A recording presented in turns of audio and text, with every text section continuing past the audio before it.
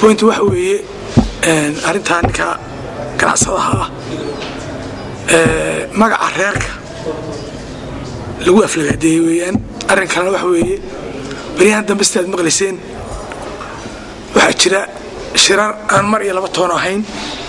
oo soo noqonaya oo moodo in Soomaaliyeednimadii iyo qarnimadeennaba ay meel kaga dhacayso marka in yar oo kooban oo magac reer ku hadlaysa oo aan reerka metelin oo reerku aanu idman inta ay yimaadaan hudheel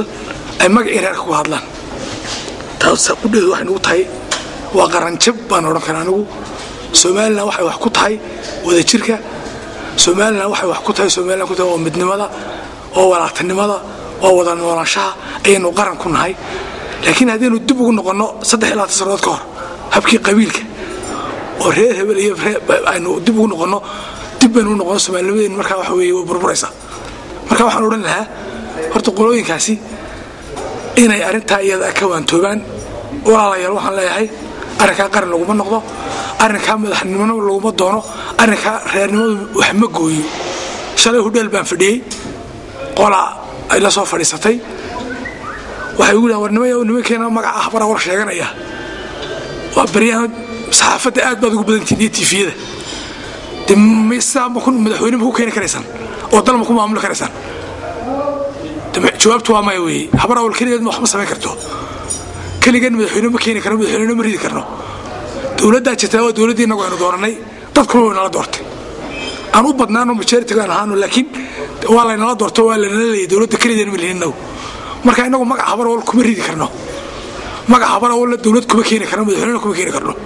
dadka ka dhaxayso cadaawad inaga dhaxaysa inay jirto anu kulli ma ogi dadkuna wuu shiri karaa saanu shiri kuwa kale noo shiri karaa waxa hadii ay shiraan de kamaana ay ma jiro laakiin cid wakiil kay umaleyn maayo de hadaan la isoo wakiilin inay jirto khasab maaha maanta inagu intaas halka fadhino kuma hadli karo magac reer waa cidina idmati ma jirto idinoo ma idman waqf reerkiinu ku gafayna marka cid quraanna aadama muxuu ahaa xukuumadda lafteedu wixii ay ku leedahay muxuu ahaa qaloocaha siyaasadeeda lagu arko yana waa in loo shaqeeyo tusiyo la dhalada badan beelada waxaan keenayay in waxaan dhacaan sida loo hadlo waxaan yimaadaan maxaa keenaya siyaasad xukuumadda dawladda lafteeda ka imanaysa keenaysa dawladdeeduna haystoosiso oo talada ha qaadato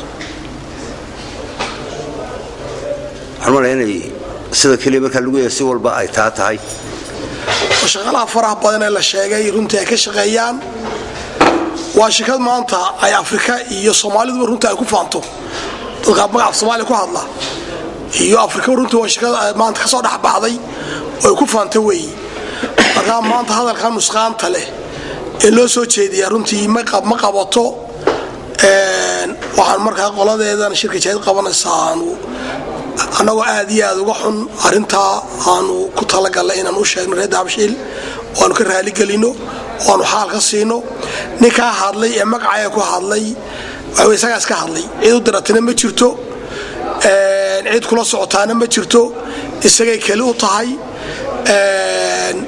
marka waxa weey runtii aad iyo aad waan uga xunnahay marka shirkadda runtii xaal baan ka siinaynaa aflagaadada runtii shirkadu ay ku kacay ninkaas ku kacay ee shirkadda kula kacay taas waa taa waa runtii aad uga xunnahay rag odayaasha ee siyaasiyiinta ay ag fadhiyay ee hadalkan qaarkood uga dambeeyeen ee xataa hadduu soo khaldamo hadalka maartay ka qaloocsay aan iyagan runtii aan sixin isaga oo waxaad moodaysaa runtii inay raali kaga hayeen oo ku gacan qaadayeen kuwaan runtii aad iyo aad baan uga xunnahay aad baan runtii uga xunnahay waa qofka binaadku ku khaldami karaa ninkii la socday runtii la fadhiyay odaga ahaa haddii waxa ku kacay iyaga laftooda inay qabtaan bay ama ay saxaan bay ahayd wal iyo eri wali odayaashu dul taageenba ama sidii u qabaan baan u qabaa ama si ka sii siyaada baan ayaaban ka sii ayay igu jirtaa waayo kambaniga laga hadlayaa ninka doonaya inuu ama garto ama wax ka sheego bal caasimadan uu ninkani ka dhaxadlayun buu eegi balaha intuu dal iska daayay intuu wuxuu talaya iska daayay inta uu iskaba iloobo taariikh hore lahaa caasimadan Hargeysa haddaan shirkadaasi lis ka ay ku leedahay oo qura haddii la qiimeeyo laga saaro caasimadba ma noqonayso kuma wadaagayno 3 goor baan ku celinay magacan hal la dhigo dhulka qofku isagoo isku kalsoon oo qofa oo kooxa oo xusbiya hawbaxa waxaanu sheeganaya magacan ugu meeraysanaya ugu faysuga dhiganaya magacan annaguna ma sheeganayno maanta haddii saladeen waa isagaynu isugu imantay ciid buu magacan raacay ciidda goonu yeelatay cashuur ka bixiso waa la arki doonaa waan isuga bareeray adeer waxa leeyahay wax